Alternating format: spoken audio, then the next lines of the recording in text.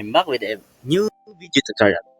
Today, we will learn how to display player names in a multiplayer game using Unity Netcode, and how to create a dynamic ocean system with a synchronized wave.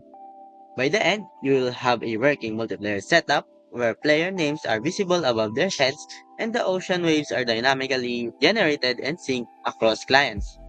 What you will learn: player name synchronization in multiplayer, network floating name tags, procedural ocean generation, and network wave simulation. So let's get started. So first, we need a UA text that will follow each player. So go to your prefab, and in your prefab, you'll see the hierarchy. And here, in hierarchy, just simply right click and UI and create canvas.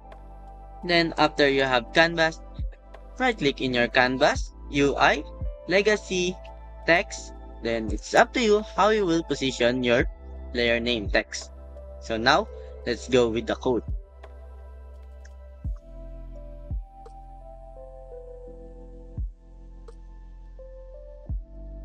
This player name display script. This script is responsible for displaying player names in a multiplayer game using Unity's netcode for game objects. It ensures that each player's name is unique and visible above their character while always facing the camera. So, we have here the different types of namespace: Unity Engine, Unity Engine.ui, and Unity.netcode. The Unity Engine, this provides core Unity functionality, and the Unity Engine.ui is used for displaying UI elements like text for the player name. And the Unity.netcode, this enables multiplayer functionality with netcode for game objects.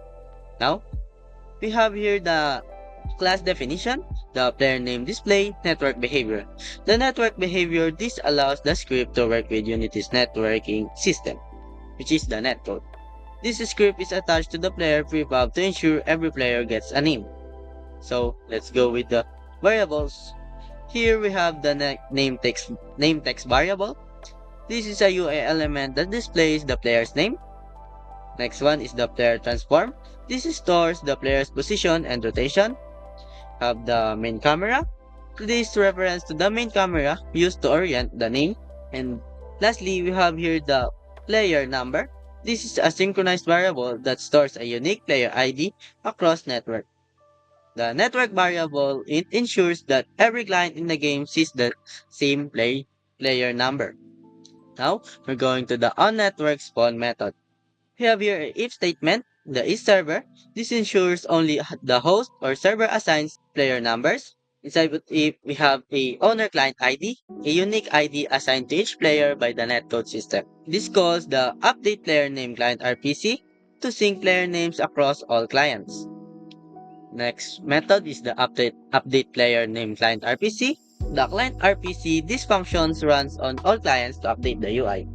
The set's name text is to display the player where assigned player number. So in the private board start method, this finds the main camera to ensure name tags face the correct direction. If name text is not assigned, logs an error. And for the late update method, this keeps the name facing the camera. It runs after all update calls to ensure the name tag is always oriented towards the camera, rotates the name tag so it's readable. So once you have the script, just simply save it and go back to the Unity editor. In here, in your prefab, just simply click your prefab and add the component, which is the script, the player name. And once you already add it in your hierarchy, which is the prefab, click the player name text, then simply drag it to the name text here in the inspector. Now we have the player name text for the player.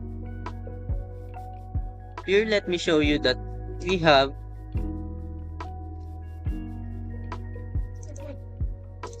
that the player name text is it runs correctly.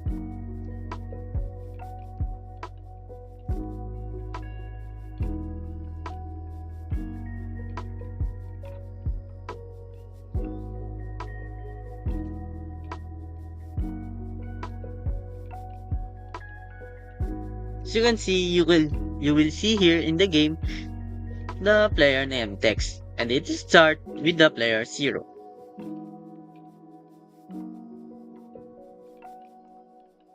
And now we're done for the player name text. Our next is to have a for our ocean. So first, we are going to create a empty object here in the hierarchy.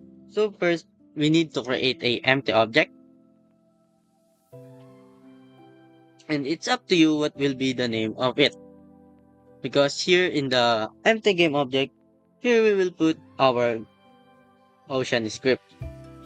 And here I have the C manager. So let's go to the ocean script. And here I'll explain to you how the code works. For this code, this generates a dynamic ocean mesh using mesh filter and mesh renderer. This uses wave physics to make the ocean surface move. Then it synchronizes wave properties, which is the wave height, wave speed, wave frequency, and stiffness across the network. This ensures only the server updates wave properties. So let's break down the code. Here we have the class definition, public class ocean network behavior. The require component ensures the object has mesh filter and mesh renderer, which are required for rendering the ocean. The network behavior, this allows synchronization of data across all clients. Now we're going to the network variables. Here we have a wave height. This controls the height of waves. And next one we have here is the wave speed, the speed at which waves moves. And the wave frequency, this controls wave frequency, and the stiffness controls the sharpness of waves. As you can see here, we have a network variable. A network variable is a special type of variable in Unity netcode for game objects. This syncs data automatically between the server and clients, has read or write permissions to control which player can modify it, and reduces manual RPC calls since it updates automatically. And next one for the awake method, this retrieves the mesh filter component. It calls generate mesh to create the ocean surface. Next for the generate mesh method, this creates a 3D mesh grid using grid size and cell size. This stores the original flat vertices in base vertices for wave calculations. Now for the update method, this server calls update wave value server RPC to modify wave properties. This loops through each vertex and modifies its Y position to simulate waves. Uses a sum of sine waves to create complex wave movement. Next one, we have here the update value server RPC method. Only the server can update wave properties. It uses mathf.pingpong to make wave height fluctuate over time. And here, the last, we have here the get wave height method. This returns the current height of the water at any given position. This can be used for floating objects like boats. In here, for the summary, it generates a procedural ocean mesh dynamically.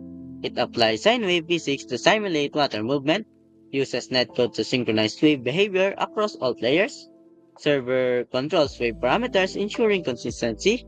It allows querying of wave height for floating objects. Now, if you have the script, just simply save it and let's go back to the Unity. From what you created, the empty object, just go there and add a component. First, you need the network object, and secondly, you can add your ocean script. So you can see the ocean is not visible, but later on in the game, you will see that the ocean will appear, and I'll show it to you.